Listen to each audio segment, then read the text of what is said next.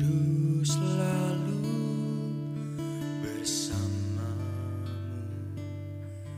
tinggal di dalam kediaman-Mu, oh Tuhan, sebab ku sukai hadirat-Mu. Tak ingin ku terpisahkan dekat dengan-Mu, itu yang ku rindukan, sebab ku dapati kedamaian.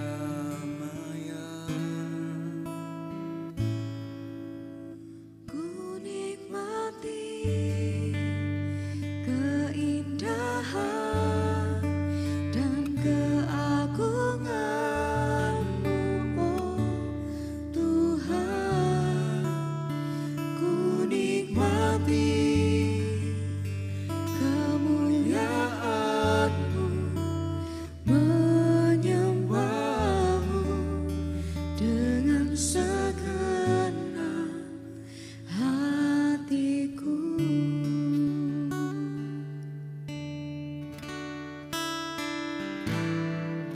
Rindu selalu bersamamu, tinggal di dalam Kediaman-Mu,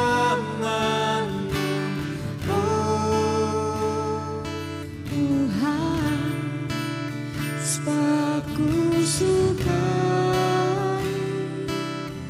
hadirat-Mu. Tak ingin ku terpisah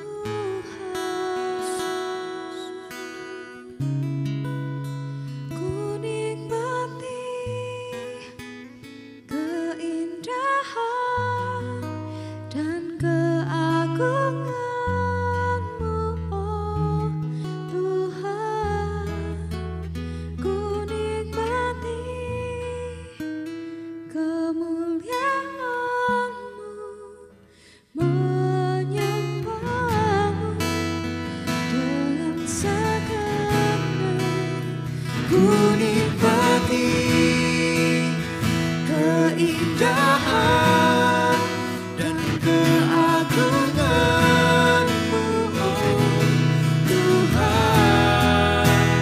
Ku nikmati kemuliaan-Mu, menyembah-Mu dengan segenap hatiku, menyembah-Mu dengan segenap hatiku, menyembah-Mu dengan segenap hatiku.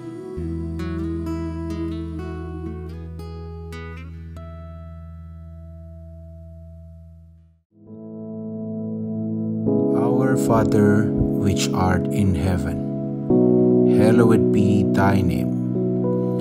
Thy kingdom come, thy will be done in earth as it is in heaven. Give us this day our daily bread, and forgive us our debts, as we forgive our debtors. And lead us not into temptation, but deliver us from evil. For thine is the kingdom, and the power, and the glory, forever. Amen.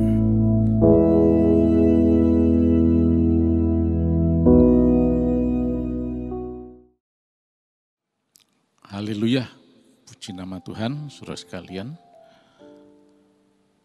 Kita mempunyai seorang Allah yang baik, yang kita kenal dalam nama Yesus Kristus. Dia sebenarnya senantiasa menyediakan perlindungan bagi kita, senantiasa memperhatikan, menyayangi, memelihara kita semuanya. Akan tetapi, kita ini adalah anak-anaknya yang secitra dengan Dia. Makhluk yang berpribadi. Kita bukan robot. Oleh karena itu, sebagai pribadi kita bisa berpikir, berperasaan, berkemauan. Tuhan tidak ada masalah dengan ini. Karena Dia sudah menyediakan rambu-rambu, pedoman bagi kita, supaya kita bisa berjalan di jalurnya. Dan selama kita berjalan di jalurnya, Tuhan bertanggung jawab penuh. Dan kita pasti akan menikmati hari depan yang penuh harapan. Itu jelas dikatakan dalam Yeremia pasal 29 ayat yang ke-11. Bahwa rencana Allah itu bukan malapetaka, melainkan hari depan yang penuh harapan. Asalkan apa?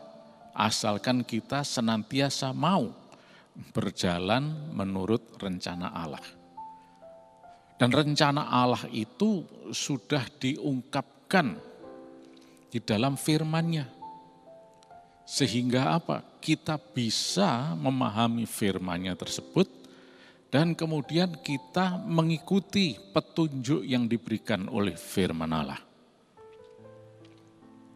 Namun, kita harus juga sadar bahwa ternyata masalahnya tidak sesederhana itu. Karena ada satu oknum yang jahat. Namanya iblis. Dia sangat jahat. Dan dia yang terus berusaha untuk mengacau terus dengan berbagai macam cara. Kita lihat bahwa contohnya seperti pandemi ini. Di balik semua itu, ini iblis yang bekerja. Yang berusaha mengacau kehidupan manusia. Dan kita lihat bagaimana semua manusia yang ada di dunia ini, di negara-negara, berbagai negara mengalami problem gara-gara pandemi ini. Kehidupan sosial, ekonomi, dan sebagainya. Aspek-aspek kehidupan manusia terganggu semuanya. Tetapi saudara sekalian, kita tidak boleh khawatir dan cemas. Ini bukan final. Karena yang berkuasa atas finalnya ini adalah Tuhan Yesus. Yang penting percaya kepada Yesus. Nah, dan diikuti dengan kehidupan yang senantiasa mau menuruti rencana dan kehendak Allah. Berjalan dalam rencananya. Nah, itulah sebabnya setiap kali kita belajar mengenai rencana Allah ini, supaya kita semakin mengenal, memahami, dan kita boleh bertindak sesuai dengan apa yang Allah mau. Ketika kita bertindak sesuai dengan apa yang dimaui oleh Tuhan, nah di situ kita lihat kemenangan-kemenangan terjadi. Mujizat Tuhan nyatakan dan sebagainya. Tapi sebaliknya kalau kita berada di luar jalurnya, dengan tidak setia dan mentaati firman-Nya, maka banyak problem yang akan terjadi. Dalam hal ini bukan salah Allah. Karena Allah sudah memberikan patokan kepada kita. Ya tentu saja ini mau tidak mau adalah akibat dari ulah si jahat itu. Betul. Dia bisa menyamar dan sebagainya. Tapi kita tidak usah takut. Sebab iblis sudah dikalahkan. Dan kita berkemenangan dalam nama Yesus. Tetapi kita harus selalu waspada. Kita ingat kita sudah belajar dalam Efesus 4 ayat yang ke-27 ya. Coba kita lihat sepintas. Dalam Efesus 4 ayat yang ke-27 itu dikatakan di sana, jangan memberi kesempatan kepada iblis. Nah, ini sudah saya uraikan bahkan dari bahasa aslinya, mite ditote toponto diabolo. Nah, di dalam Alkitab kita bisa belajar ada banyak contoh atau pribadi-pribadi, tokoh-tokoh Alkitab yang betul-betul berani taat kepada Tuhan. Bertekad untuk setia taat kepada firman Allah. Nah, dia berkemenangan, hari depannya penuh harapan. Untuk itu mari saya ajak saudara melihat sebuah contoh di dalam Kejadian, ya, pasal yang ke-39, kita akan baca ayat yang pertama.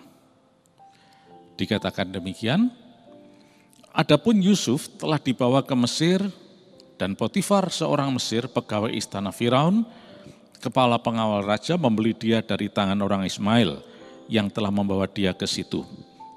Tetapi Tuhan menyertai Yusuf, sehingga ia menjadi seorang yang selalu berhasil dalam pekerjaannya. Maka tinggallah ia di rumah tuannya, orang Mesir itu.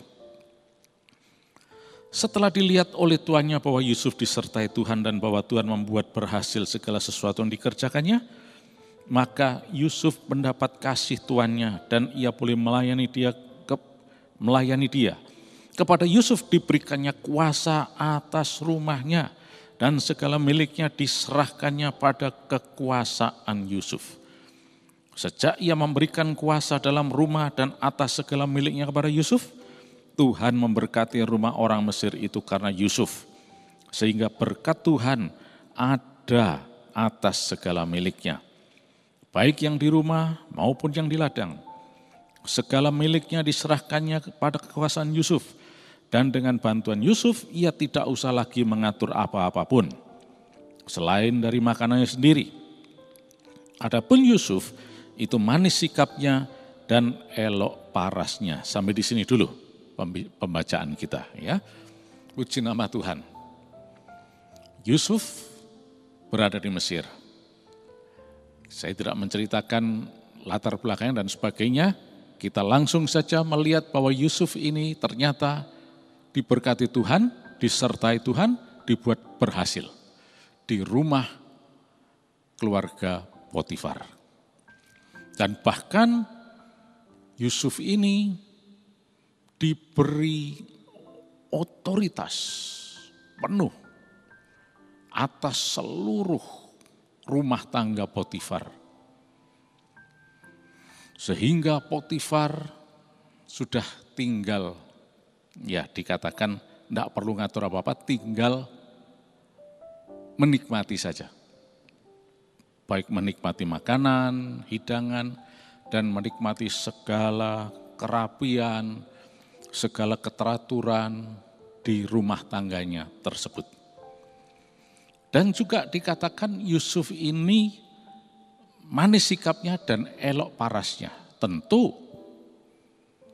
inilah salah satu hal yang bisa dilihat pada kehidupan orang yang takut akan Tuhan dan orang yang taat kepada Tuhan, yang disertai Tuhan. Dan berkat Tuhan ada pada Yusuf. Puji nama Tuhan. Akan tetapi, iblis yang jahat itu tidak tinggal diam. Dia berusaha untuk mengacau kehidupan Yusuf ini.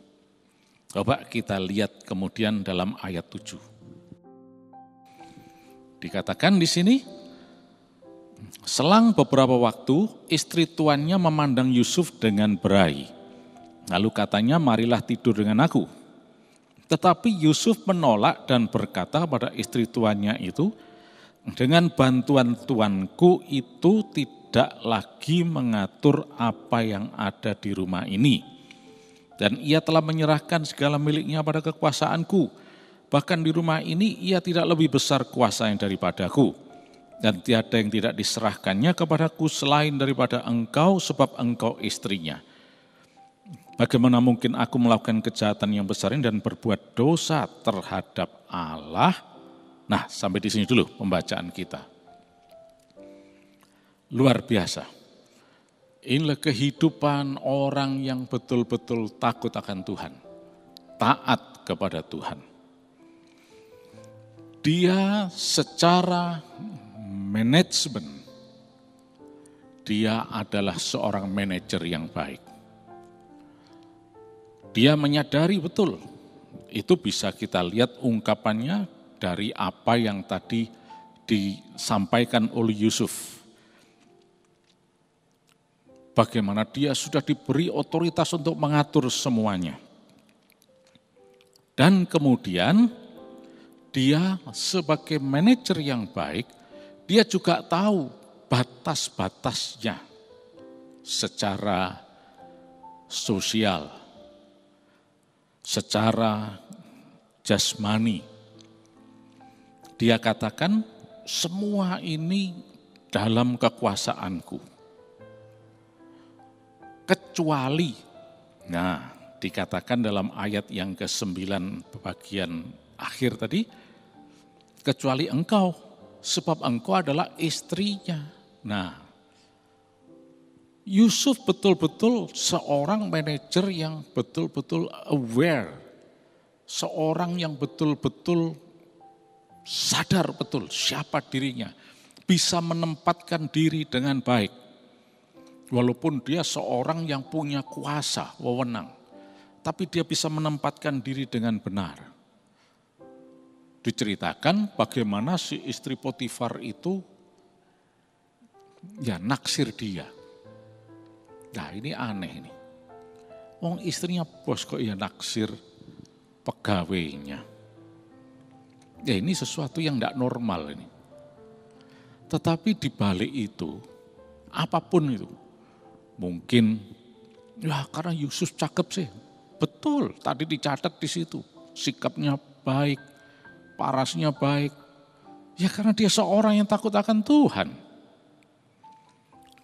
Dia akan menjadi berkat. Orang lain bisa senang. Tetapi untuk hal yang positif. Bukan untuk hal-hal yang nyeleneh seperti ini. Entah gimana istri Potifar ini. Istri majikan tiba-tiba bisa menyenangi Yusuf, dan bukan cuma menyenangi saja, tetapi kemudian menyatakan keinginannya itu kepada Yusuf, menyatakan berahinya dan sebagainya. Tapi Yusuf tahu siapa dia dan bisa menempatkan diri dengan baik. Dia katakan, maaf, semua ini memang dalam kuasaku, tapi karena engkau istrinya, aku tidak punya wewenang. Karena engkau istri tuanku. Nah, tetapi di balik itu, seperti tadi saya katakan, ada oknum yang jahat. Istri Potifar ini jelas dipakai oleh iblis. Bagaimana tidak? Secara normal, tidak mungkin istri Potifar ini mau dengan Yusuf. Sekalipun dia cakep dan sebagainya. Karena dia sudah punya suami. Mungkin sudah mengatakan, waktu di luar sana ada banyak kejadian-kejadian serupa. Memang, tetapi itu bukan sesuatu yang memang direncana. Tapi ada oknum yang jahat yang membuat itu terjadi. Seperti istri Potifar ini. Buktinya apa? Coba kita tarik mundur. Ketika si istri Potifar ini pertama kali ketemu dengan Potifar dan kemudian mereka berkomitmen untuk menikah dan sebagainya membentuk keluarga. Mungkinkah istri Potifar akan mengatakan, oke, saya akan menikah dengan kamu dan kamu adalah suamiku yang sah dan satu-satunya. Tapi nanti kalau misalnya ada pegawai yang cakep, aku boleh ya pacaran sama dia, selingkuh sama dia. Saya kira ini orang gak waras ini. Jelas orang gak waras. Dan pasti Potifar akan menolak mentah-mentah. Tidak ada. Dari awalnya pasti mereka ini sangat akrab, saling mencintai satu dengan yang lain.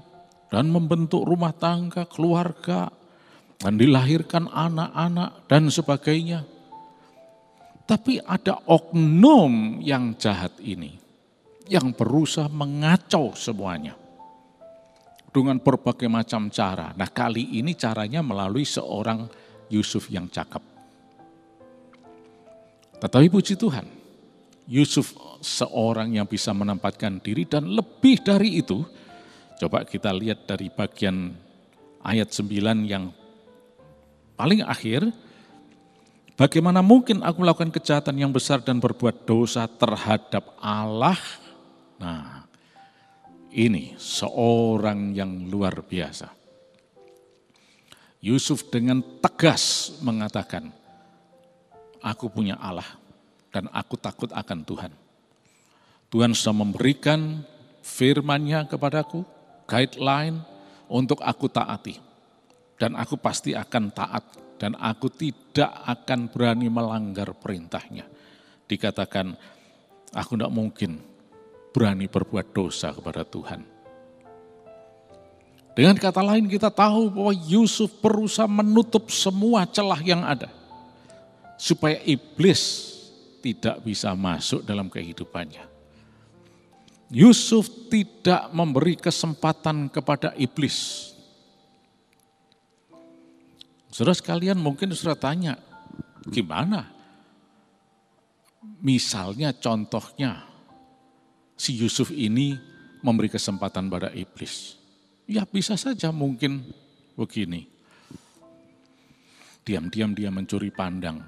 Waduh, istri Potifar ini memang sudah usianya sudah ya mungkin bisa dikatakan cukup ya. Mungkin sudah jauh lebih tua dari Yusuf. Tapi kok kayaknya cakep ya. Nah, ini dia memberi kesempatan pada iblis. Tapi Yusuf sama sekali tidak memberi kesempatan itu. Dia tutup semua celahnya. Bahkan ketika istri Potifar merayu dia, itu pun Yusuf menolak dengan tegas. Nah, inilah saudara sekalian contoh kehidupan yang tidak memberi kesempatan pada iblis. Tapi sayangnya di luar sana banyak orang yang selalu tidak waspada. Suka memberi celah atau kesempatan kepada iblis. Gak apa-apa kan paling-paling cuma ngelirik dok. Gak apa-apa kan cuma gini. Gak ada yang tahu kok. Begini dan seterusnya. Dan kalau kita baca kisah selanjutnya, saya yakin bahwa andai kata Yusuf menuruti istri Potifar ini, kemungkinan besar akan ditutup rapat-rapat. Tidak akan terbongkar skandal tersebut. Atau affair yang mereka lakukan. Tidak mungkin akan disiar-siarkan. Tetapi apapun itu, Yusuf tetap takut akan Tuhan. Nah, jadi saudara sekalian, untuk menutup celah dengan tidak beri kesempatan kepada iblis sama sekali, yaitu dengan cara selalu hidup takut akan Tuhan. Berpegang kepada firman Allah. Seperti Yusuf ini, dia katakan, aku tidak mau berbuat dosa kepada Tuhan. Aku kenal firman-Nya, aku tahu perintahnya, aku tetap pegang teguh, apapun juga itu. Aku tetap percaya kepada Yesus. Nah, saudara lihat, inilah orang yang bakal hidup menikmati hari depan yang penuh harapan. Orang yang siap untuk melihat kemenangan-kemenangan terjadi. Begitu juga dengan saudara.